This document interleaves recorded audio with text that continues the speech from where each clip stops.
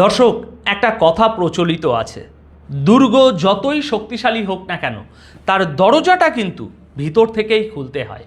ইরানের সুপ্রিম লিডারের হত্যা এটা কেবল একটা খবর নয়, এটা আধুনিক যুদ্ধের ইতিহাসের সবথেকে বড় রহস্য। ভাবুন তো একবার, যেই মানুষটা দিনের পর দিন মাটির কয়েকশো ফুট নিচে বিশ্বের সবচেয়ে সুরক্ষিত বাংকারে জীবন কাটাচ্ছিলেন, তাকে হঠাৎ করে দিনের আলোয় এনে কিভাবে হত্যা করা সম্ভব হলো?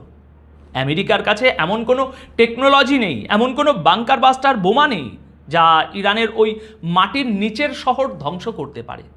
Satellite fail, missile fail, technology fail. তাহলে এই অসাধ্য সাধন হলো কিভাবে? উত্তরটা শুনলে আপনার শিরদাঁড়া দিয়ে ঠান্ডা স্রোত বয়ে যাবে। কারণ এই আঘাতটা আকাশ থেকে আসেনি, এসেছে একদম ঘরের ভিতর থেকে। আর এটাই হলো আসল খেলা।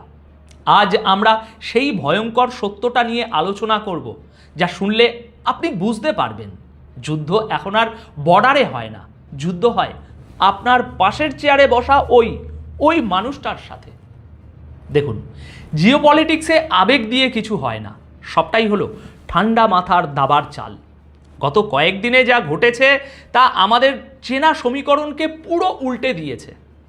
আমরা ভাবতাম ইরান মানেই দুর্ভেদ্য দুর্গ, আমরা ভাবতাম তাদের সিকিউরিটি প্রোটোকল ভাঙা অসম্ভব।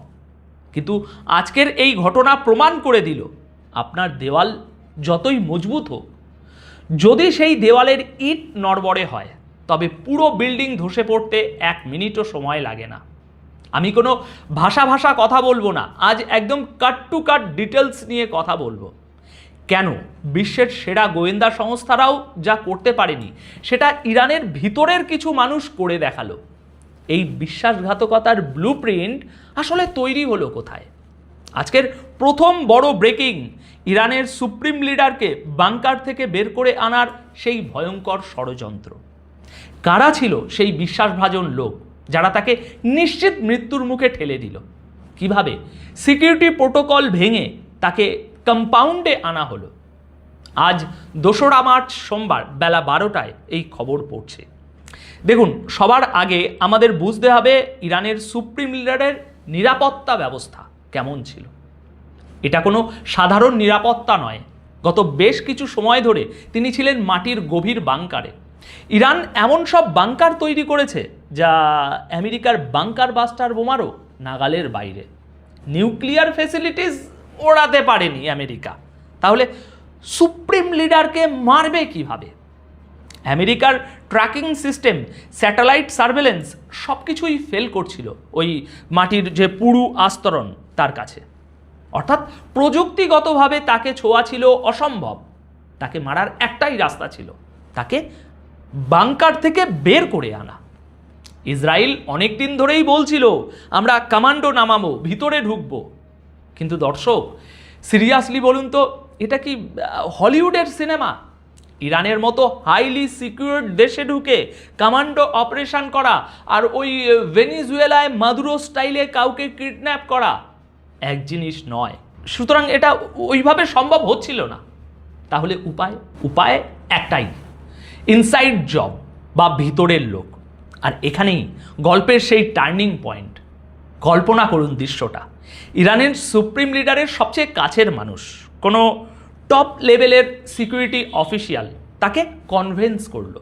কি বলে? হয়তো বলা হলো, হুজুর এখানে বাংকারে কমিউনিকেশনে সমস্যা হচ্ছে, অথবা জরুরি কোনো মিটিং আছে যা ফেস টু ফেস করার দরকার। যেই মানুষটা বাংকারে থাকলে পৃথিবীর কোনো শক্তি তার টিকিটিও ছুঁতে পারত না, তাকে ভুলভাল বুঝিয়ে, নিরাপত্তার দোহাই দিয়ে বা মিথ্যে অজুহাতে বাংকার থেকে বের করে আনা হলো। তাকে নিয়ে আসা হলো কোথায়? নিয়ে আসা হলো একটা সাধারণ কম্পাউন্ডে বা অফিসে। ভাবুন একবার, যেই মুহূর্তে তিনি বাংকার থেকে বেরোলেন সেই মুহূর্তেই তার ডেথ ওয়ারেন্ট সাইন হয়ে গেল। এবং এটা কোনো ছোটোখাটো ভুল নয়, এটা একটা পরিকল্পিত ছক। কারণ ঠিক সেই সময়েই ওই এলাকার ডিফেন্স সিস্টেম বা প্রতিরক্ষা ব্যবস্থাকে সম্ভবত নিষ্ক্রিয় করে দেওয়া হয়েছিল।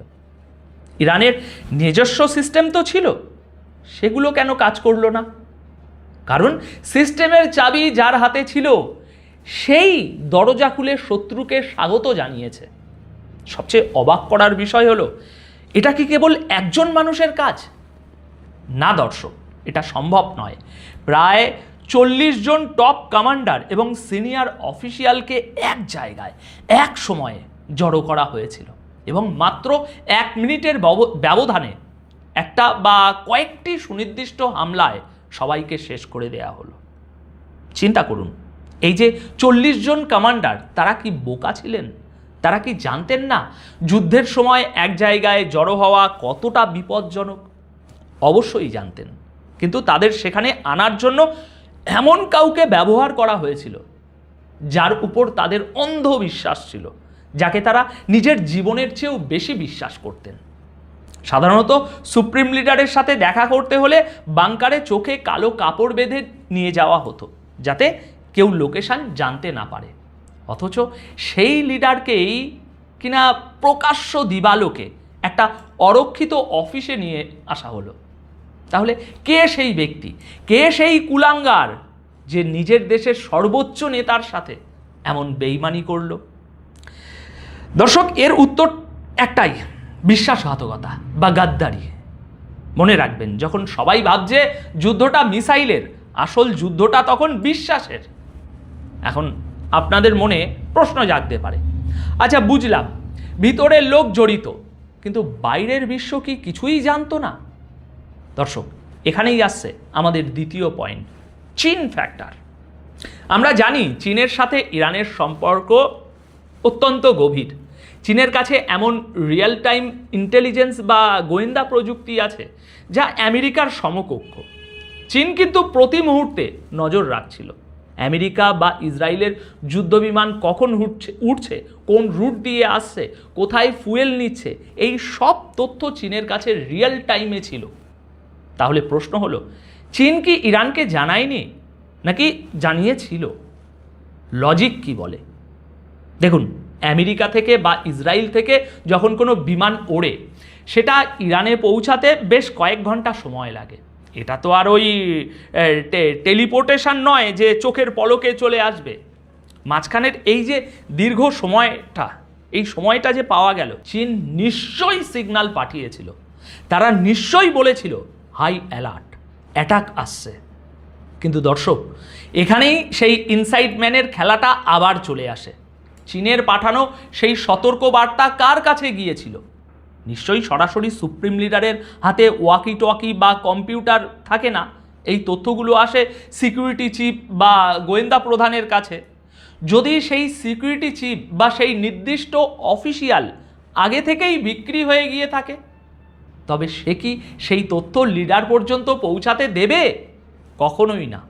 সে হয়তো তথ্যটা চেপে গেছে, অথবা মিথ্যে তথ্য দিয়েছে যে না স্যার, ওটা ফলস অ্যালার্ট, ভয়ের কিছু নেই। ভাবুন একবার, কতটা অসহায় মৃত্যু। বন্ধু রাষ্ট্র চীন চিৎকার করে বলছে পালাও, কিন্তু নিজের ঘরের দারোয়ান কানে তুলো দিয়ে বসে আছে। চায়না সাহায্য করতে চেয়েছিল, টেকনোলজি ছিল, সব ছিল, কিন্তু হিউম্যান ইন্টেলিজেন্স বা মানব গোয়েন্দা যখন ফেল করে, তখন দুনিয়ার কোনো স্যাটেলাইট আপনাকে বাঁচাতে পারবে না। সুপ্রিম লিডারকে এমন জায়গায় রাখা হয়েছিল যা আমেরিকার ধারণারও বাইরে ছিল। চীন তথ্য দিলেও রিসিভারের অন্য প্রান্তে বসে থাকা গাদ্দার সেটাকে ট্রাশ ক্যানে ফেলে দিয়েছে। দর্শক, এই হত্যার প্রভাব কি শুধুই রাজনৈতিক? একদম না। এর অর্থনৈতিক ধাক্কা বা আফটার শক এতটাই ভয়াবহ যে পুরো মধ্যপ্রাচ্য বা গালফ রিজিয়ন এখন কাঁপছে। গালফ কান্ট্রিগুলো, বিশেষ করে সৌদি আরব, ইউএই, কাতার, এদের পুরো অর্থনীতি দাঁড়িয়ে আছে দুটো জিনিসের উপর, এক নিরাপত্তা এবং দুই ব্যবসার পরিবেশ। দুবাইয়ের কথাই ধরুন না কেন, সারা বিশ্বের বিলিনিয়াররা, বড় বড় ব্যবসায়ীরা ইউরোপ আমেরিকা ছেড়ে দুবাইতে কেন সেটেল হয়? কারণ তারা মনে করতো এটা একটা সেফ হ্যাভেন, এখানে যুদ্ধ নেই, ট্যাক্স নেই, কোনো ঝামেলা নেই, শান্তি। কিন্তু এখন এই হামলার পর সেই নিরাপত্তার বেলুনটা ফুটো হয়ে গেছে। রিয়েল এস্টেট মার্কেট ধসে পড়ছে, বন্ড মার্কেট ক্র্যাশ করছে, কারেন্সি বা মুদ্রার মান ওঠানামা করছে পাগলের মতো, পর্যটন শিল্পে ধস নামছে, ফ্লাইট ক্যান্সেল হচ্ছে, ইনভেস্টাররা টাকা তুলে নিচ্ছে। গালফ কান্ট্রিগুলো যতই প্রতিশ্রুতি দিক, যতই বলুক আমরা নিরাপদ, বাস্তবতা হলো যুদ্ধের আগুন যখন প্রতিবেশীর ঘরে লাগে তখন নিজের ঘর গরম হতে বাধ্য। এই যে অর্থনৈতিক প্যানিক বা আতঙ্ক, এটা সহজে কাটবে না। আর এটাই হলো যুদ্ধের আর একটা রূপ, এটাই হলো আসল খেলা, যা আমরা খবরের হেডলাইনে দেখতে পাই না। এবার ভিডিওর এই অংশে আমরা দেখব ইসরায়েলের প্রধানমন্ত্রী বেঞ্জামিন নেতানিয়াহুর চালটা আসলে কি। দেখুন, সুপ্রিম লিডারকে হত্যা করার পর নেতানিয়াহু কিন্তু চুপ করে বসে নেই, তিনি সরাসরি ইরানের সাধারণ মানুষের উদ্দেশ্যে ভাষণ দিচ্ছেন। কি ভাষায় ভাষণ দিচ্ছেন? ফার্সি ভাষায় কথা বলছেন। কি বলছেন তিনি বলছেন, তোমাদের সরকার তোমাদের শেষ করে দিচ্ছে, এবার তোমরা রাস্তায় নামো, এই সরকারকে উপড়ে ফেলো। এটাকে বলা হয় সাইকোলজিক্যাল ওয়ারফেয়ার বা মনস্তাত্ত্বিক যুদ্ধ। লিডারকে মেরে ফেলার পর এবার জনগণকে উস্কে দেয়া হচ্ছে, যাতে তারা নিজেরাই নিজেদের দেশকে ভিতর থেকে ভেঙে ফেলে। ঠিক যেমনটা সিরিয়াতে হয়েছিল, যেমনটা লিবিয়াতে গাদ্দাফির সাথে হয়েছিল। গাদ্দাফিকে কিন্তু বাইরের কেউ মারেনি, শেষমেশ তার নিজের দেশের লোকেরাই তাকে রাস্তায় নামিয়েছিল। নেতানিয়াহু ঠিক সেই মডেলটাই অ্যাপ্লাই করতে চাইছেন। তিনি জানেন শুধু মিসাইল মেরে একটা দেশ দখল করা যায় না, তাও আবার ইরানের মতো দেশ। ইরানের মতো দেশ দখল করতে হলে সেই দেশের মানুষের মনে অবিশ্বাস ঢুকিয়ে দিতে হয়। আজ যদি ইরানের সুপ্রিম লিডার বেঁচে থাকতেন, বাংকারে নিরাপদ থাকতেন, তাহলে হয়তো তিনি জনগণের সামনে এসে ভাষণ দিতেন, সবাইকে এক করতেন। কিন্তু এখন মাথাটাই যখন নেই, তখন শরীর তো ছটফট করবেই। আর এই সুযোগটাই নিচ্ছে শত্রুপক্ষ। তারা বলছে, দেখো তোমাদের ঈশ্বরতুল্য নেতাকেই আমরা মেরে ফেলেছি, তোমাদের আর কে বাঁচাবে? এবার আমাদের কথা শোনো। ইরানের জন্য এখন সবচেয়ে বড় চ্যালেঞ্জ বাইরের মিসাইল নয়, ভিতরের অবিশ্বাস। কে কাকে বিশ্বাস করবে? President, army chief, intelligence chief যখন 40 জন কমান্ডার এবং সুপ্রিম লিডারকে ভেতরের লোকই ধরিয়ে দেয়, তখন সাধারণ মানুষ কার উপরে ভরসা রাখবে? গদ্দারের সংখ্যা এত বেশি যে এখন কে দেশপ্রেমিক আর কে বিক্রি হয়ে গেছে এটা আলাদা করা অসম্ভব। আর এই অবিশ্বাসের সুযোগেই একটা শক্তিশালী রাষ্ট্র তাসের ঘরের মতো ভেঙে পড়তে পারে। দর্শক, সবশেষে একটা কথাই বলবো, ইতিহাসের দিকে তাকালে দেখবেন বড় বড় সাম্রাজ্য বাইরের শত্রুর তরবারির আঘাতে ধ্বংস হয়নি, ধ্বংস হয়েছে নিজেদের অন্দরমহলের ষড়যন্ত্রে। আজ ইরানে যা হলো তা আমাদের চোখে আঙুল দিয়ে দেখিয়ে দিল যে আপনি শত শত বিলিয়ন ডলার খরচ করে ডিফেন্স সিস্টেম বানাতে পারেন, মাটির নিচে শহর বানাতে পারেন, কিন্তু যদি আপনার পাহারাদার বেঈমান হয় তবে ওইসব আয়োজন অর্থহীন। আমেরিকা বা ইসরায়েলের সার্থকতা এখানে নয় যে তাদের টেকনোলজি ভালো, তাদের সার্থকতা এখানে যে তারা জানে কিভাবে মানুষের লোভকে ব্যবহার করে একটা গোটা সিস্টেমকে অকেজো করে দিতে হয়। ইরানের এই ঘটনাটি কেবল একটা হত্যাকাণ্ড নয়, এটা একটা শিক্ষা। শিক্ষা এই যে প্রযুক্তির চেয়েও বড় অস্ত্র হলো হিউম্যান ইন্টেলিজেন্স বা মানুষের বিশ্বস্ততা। আর যখন সেই বিশ্বস্ততায় ফাটল ধরে, তখন সুপ্রিম লিডার হন বা সাধারণ মানুষ, নিরাপদ কেউ নয়।